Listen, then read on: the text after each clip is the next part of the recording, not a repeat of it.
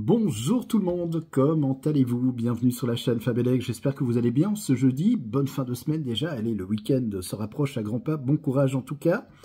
Nous sommes aujourd'hui le 5 décembre 2024 et aujourd'hui on m'a posé une question qui tourne plus sur l'électronique que de l'électricité. Mais comme vous le savez, la chaîne Fabelec a pour vocation d'essayer de vous expliquer les choses de la manière la plus simple possible, sans rentrer trop dans des calculs compliqués, puisque l'électronique comme l'électricité, si on va parler de la théorie pure, eh bien ce sont des transformations de formules, ce sont des maths, ce qui peut être assez complexe pour certaines personnes qui peuvent ne pas bien comprendre, et ça peut être assez compliqué. Moi-même, je dois vous avouer qu'en électronique, je suis très limité. Ma spécialité, c'est l'électricité, l'électronique beaucoup moins. Mon frère, par exemple, lui, est un spécialiste en électronique. Lui est capable de vous faire des circuits, lui est capable aussi de réparer des appareils même complexes avec des pannes assez sérieuses. Moi, je suis très limité dans l'histoire. J'ai des bases en électronique, évidemment, que j'ai appris à l'école, mais c'est pas ma spécialité. Donc soyez indulgents par rapport à ce que je vais vous expliquer par rapport aux transistors bipolaires, puisque c'est ce qui m'a été demandé. J'ai potassé un petit peu, je suis allé me renseigner sur Internet, voilà, j'ai même fait des recherches au niveau de ChatGPT pour me faire aider un peu, pour mieux comprendre. C'est pas que c'est compliqué, mais c'est complexe. C'est en fait, c'est de la logique en fait, hein, comme l'électricité, l'électronique, ça reste de la logique.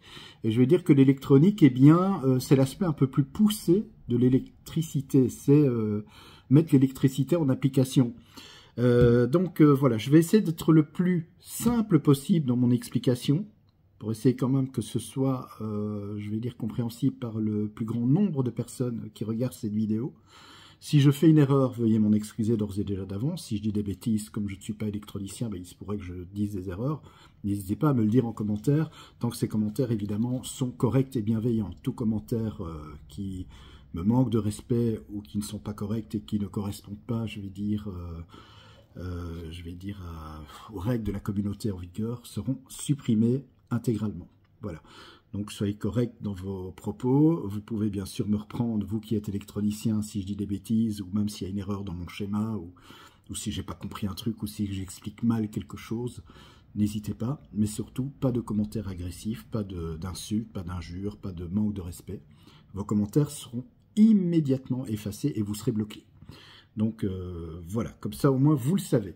Je dis ça parce que j'ai déjà eu des commentaires désobligeants sur cette chaîne et je suis obligé de bloquer les personnes et de retirer ces commentaires tout simplement parce que bon voilà, ça n'apporte rien. Donc voilà, merci pour votre bienveillance en tout cas. Alors, qu'est-ce qu'un transformateur? Vous voyez, ça commence. Je ne parle pas électronique, je parle électricité, je parle de transformateur, non. Qu'est-ce qu'un transistor bipolaire?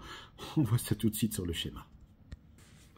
Alors, les transistors bipolaires sont notamment utilisés dans les amplificateurs audio. L'amplificateur de votre chaîne hi-fi, que ce soit une chaîne avec des éléments séparés, ou que ce soit une chaîne hi-fi, je veux dire, où tous les éléments sont intégrés, donc tuner, lecteur CD, lecteur cassette, l'ampli, tout est intégré dans la même chaîne. Mais de toute façon, au niveau de l'amplificateur, en fait, il utilise deux types de transistors. Des transistors PNP, et des transistors NPN.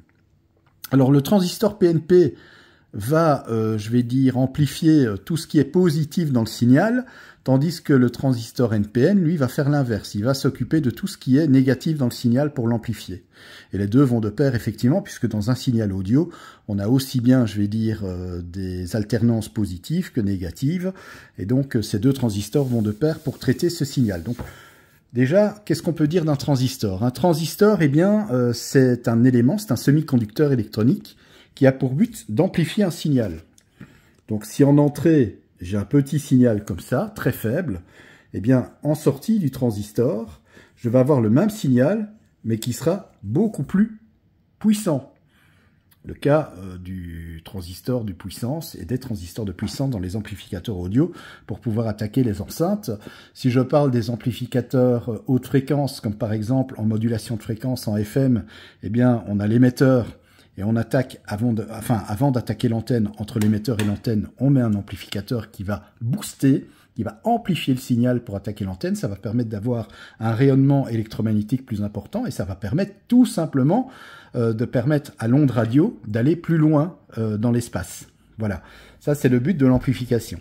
Donc, On attaque l'amplificateur avec un faible signal et celui-ci va nous l'amplifier. On aura le même signal en sortie, mais beaucoup plus fort. Que ce soit pour les amplis audio, que ce soit pour les amplificateurs haute fréquence, c'est la même chose. Par exemple, en télédistribution chez nous en Belgique, donc c'est-à-dire que nous avons la télévision par câble ainsi que l'Internet. Donc tout passe dans un câble coaxial et on peut voir chez nous sur les poteaux, eh bien, tous les X centaines de mètres, on voit des amplificateurs, tout simplement à chaque fois pour réamplifier le signal, puisque avec la perte dans le câble, qu'on appelle les pertes dans le cuivre, plus un câble est long, plus il est résistant, plus eh bien, il oppose une perte au signal, donc le signal commence à diminuer, eh bien à chaque fois on a un ampli pour rebooster le signal. Si on n'avait pas ça, eh bien au bout du compte, au bout de la ligne, on n'aurait plus rien. Grâce à ces amplis, eh bien à chaque fois on réamplifie le signal. En fibre optique, c'est pareil. La fibre optique, faut pas croire que vous allez pouvoir à l'infini envoyer le signal et que de l'autre côté vous aurez le signal exactement comme vous l'avez envoyé. Il y a aussi des pertes. Et donc il y a également des amplificateurs de signaux, cette fois-ci lumineux, pour la fibre optique. Alors en fibre optique, on m'avait aussi déjà, et j'en profite, posé la question, comment se fait-il que le signal fibre optique, donc le rayon laser qui parcourt les fibres optiques, n'est pas visible? Ce ne serait pas plus simple s'il était visible pour justement voir éventuellement une anomalie sur la ligne, une cassure de fibre, ou une fibre qui est mal levée, qui est trop, si vous voulez, qui n'est pas bien courbée, qui est trop, dont l'angle de courbure est trop serré, et ça fait une perte. C'est vrai que ce serait intéressant. Mais on ne le fait pas parce que un signal lumineux type laser rouge, par exemple, est moins intéressant parce qu'il occasionnerait plus de pertes et serait moins performant. Ici, en fait, pourquoi est-ce qu'on ne voit pas le rayon laser? Parce que tout simplement, c'est de l'infrarouge. L'infrarouge, par définition, notre œil ne le voit pas. Mais il a, par exemple, effectivement, ses propriétés sont importantes et il est très utile et c'est un rendement très important pour eh bien, envoyer des données à très longue distance. Donc il est beaucoup plus performant. C'est pour ça qu'on utilise un rayon laser qui n'est pas visible. Et quand il y a une panne, eh bien, il existe des appareils que l'on branche sur la fibre optique qui cette fois-ci envoie un rayon laser lumineux rouge, et ainsi on peut voir très facilement où se trouve la panne, où il y a un problème. Il y a aussi d'autres appareils qu'on appelle des OTDR, qui permettent aussi de calculer les pertes, de voir où se trouvent les points de jonction, et s'il y a un problème dans une jonction, de savoir précisément dans quel joint. Donc le joint, c'est une boîte de jonction fibre optique, là où il y a tous les smooths, toutes les soudures, et les fibres qui sont levées dans des cassettes. Eh bien, ça permet de retrouver facilement la fibre qui est en défaut, ou les fibres éventuelles, et l'endroit précis où se trouve le défaut. Ce qui permet de gagner beaucoup de temps dans le cas d'un problème ou d'un dépannage, ou même pour vérifier tout simplement si la ligne a été correctement effectuée. J'ai travaillé en fibre optique, et c'est vrai que après avoir fait les soudures, etc., après avoir installé les fibres, on faisait au BCT, donc c'est-à-dire c'est vraiment le point névralgique, c'est le central téléphonique, le central fibre optique. Eh bien, on mesurait à l'OTDR la ligne pour voir s'il n'y avait pas un défaut éventuel et pour voir aussi si le travail qu'on avait fait, les soudures, le levage, avait été fait correctement. Bon, revenons maintenant sur notre transistor bipolaire. On va faire un schéma. On va faire un schéma avec une source d'alimentation. Comme ceci, positive. Enfin, je veux dire par là, une source d'alimentation courant continu. Excusez-moi, c'est la fatigue, c'est la fin de la semaine. Donc voilà. Alors pour ce faire, on va dessiner un transistor. Alors le transistor, il a ce qu'on appelle une base, un émetteur et un collecteur. Ce que je vous dessine ici, c'est la base, B. Ici, ce que je vais vous dessiner là, eh bien, c'est le collecteur. Et ici, nous avons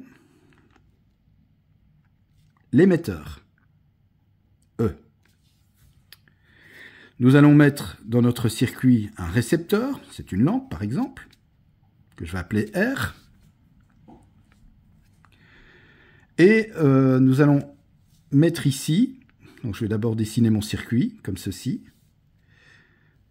Donc là, on vient, alors je m'excuse, c'est fait à main levée évidemment, donc excusez-moi pour ce schéma assez brouillon, je vous l'accorde, mais c'est pour aussi faire en sorte que la vidéo ne dure pas trop longtemps. Donc on a ici courant I. Et on va placer ce qu'on appelle une résistance variable, un potentiomètre par exemple. Donc résistance variable, je vous dessine ici la résistance. Donc résistance variable, c'est-à-dire qu'on va pouvoir faire varier cette résistance. Et cette résistance variable va être accordée comme ceci sur la base, comme ça. Le collecteur va être relié ici à mon récepteur, donc à ma lampe. Voilà. Et mon émetteur, lui, on va repartir de l'émetteur et on va revenir à l'autre pôle de mon alimentation. Donc voilà le schéma. J'ai une tension ici. Ici, je vais avoir IC, donc c'est-à-dire qui va être plus important que IB. Donc le but, pardon. Ici, vous avez IB. Et c'est comme je vous l'expliquais en début de vidéo, on a un petit signal qu'on va amplifier pour avoir un grand signal, le même signal mais amplifié. IB, ben c'est le signal qui n'est pas amplifié, donc c'est le faible signal qui arrive ici.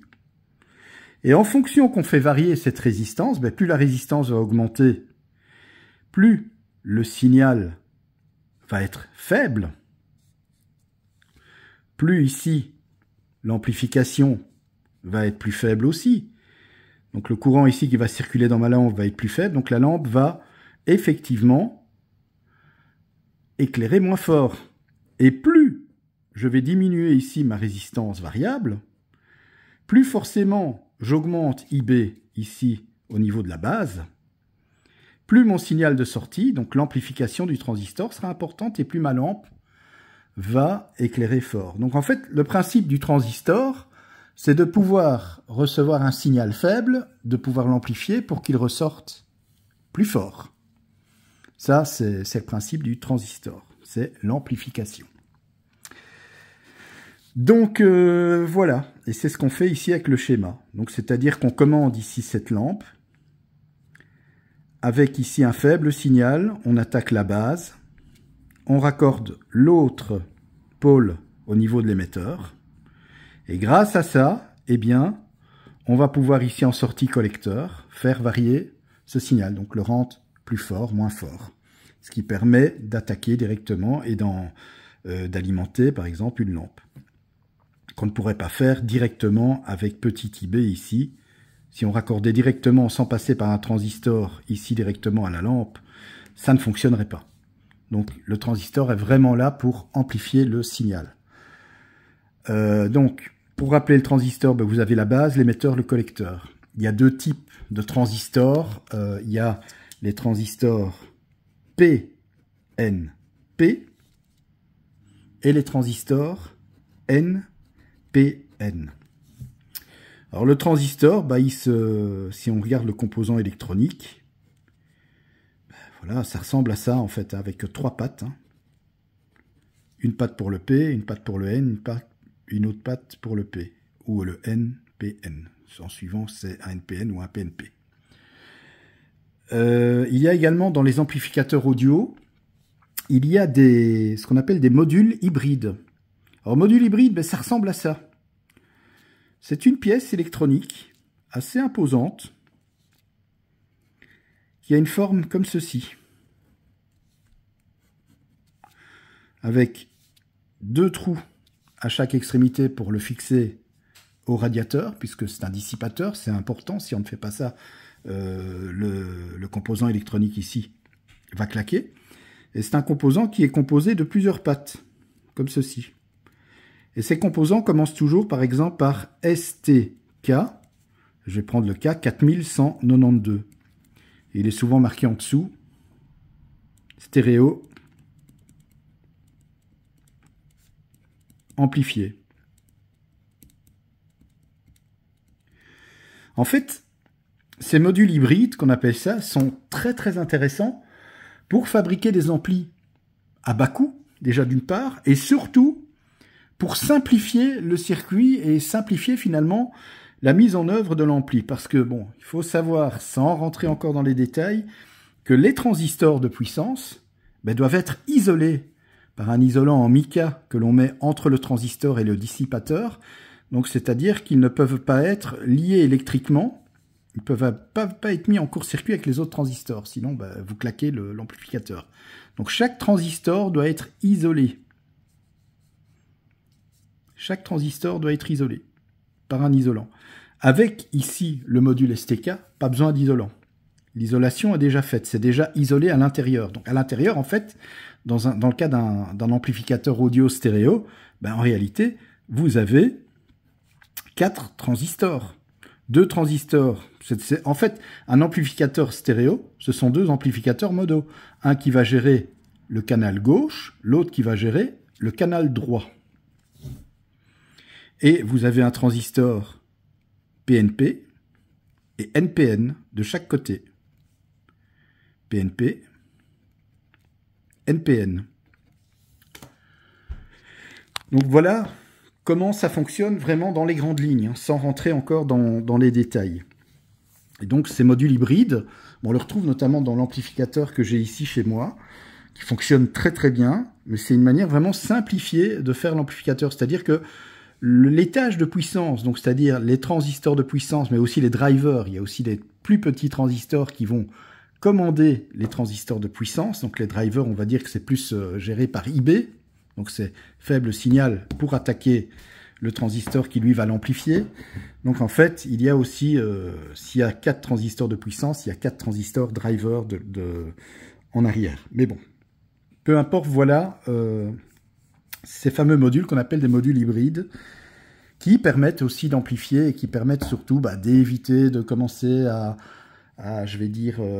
fixer les transistors sur le dissipateur, donc sur le radiateur thermique, à éviter de mettre un isolant. Ce sont des amplificateurs qui sont beaucoup plus faciles à entretenir, à réparer et à fabriquer aussi. C'est ce qui explique le fait que forcément, ça coûte moins cher de fabriquer ce type d'amplificateur que des amplificateurs à transistors directement, parce que ça prend déjà plus de temps, parce qu'il y a plus de manipulation, il y a cet isolant qu'il faut mettre en mica entre le transistor et le dissipateur, et tout ça prend plus de temps. Donc voilà, j'espère que j'ai pas été trop compliqué dans mes explications. Voilà donc l'application d'un transistor bipolaire, ici, donc pour faire fonctionner et faire éclairer cette lampe, plus ou moins fort en fonction que l'on fait varier ici la résistance, donc IB, pour attaquer la base. Et ensuite, lui, le transistor, va amplifier le signal pour avoir le même signal ici de départ, mais amplifié, donc plus fort, ce qui va permettre d'alimenter ici la lampe en l'occurrence. Ça peut être aussi un moteur, ça peut être d'autres composants électroniques, ça peut être, dans le cas d'un amplificateur audio, c'est pas une lampe forcément, c'est un haut-parleur, donc c'est un électro-aimant, c'est une bobine, ce sont des enceintes acoustiques, avec les filtres et tout ce qu'il y a pour les aigus, les médiums, les basses, si c'est des 3 voix, donc basse aiguë, si c'est des 2 voix, mais là on rentre encore dans des choses assez compliquées. Restons simples, nets et concis, comme le veut le principe de la chaîne Fabelec. Je vous remercie en tout cas d'avoir regardé cette vidéo. Je vous retrouve très vite pour une nouvelle vidéo en électricité. En attendant, je vous embrasse bien fort. N'hésitez pas à vous abonner à la chaîne si vous ne l'avez déjà fait.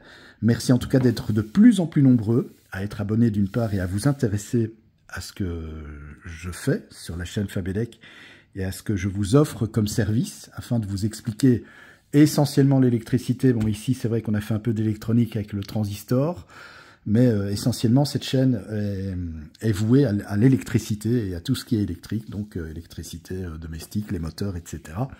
Et tiens, je vais vite en profiter avant de terminer cette question, ou alors non, je vais faire une deuxième vidéo, puisqu'on m'a demandé également pourquoi un montage étoile-triangle fait disjoncter, fait sauter les fusibles, le disjoncteur, il y a un court-circuit franc, à cause de quoi? Et la personne me demande quelle est l'erreur, qu'est-ce qu'elle a pu commettre comme erreur pour que ça ne fonctionne pas. Eh bien, je vais expliquer ça dans une prochaine vidéo que je vais faire demain. Tiens, demain, je ferai cette vidéo sur l'explication pourquoi est-ce que l'étoile triangle, il y a un court-circuit franc. Et je vous expliquerai ça donc dans cette nouvelle vidéo. J'avais déjà fait une vidéo d'ailleurs sur ce sujet. Et d'ailleurs, sur certaines questions que vous vous posez, n'hésitez pas à parcourir la chaîne, à aller voir les vidéos.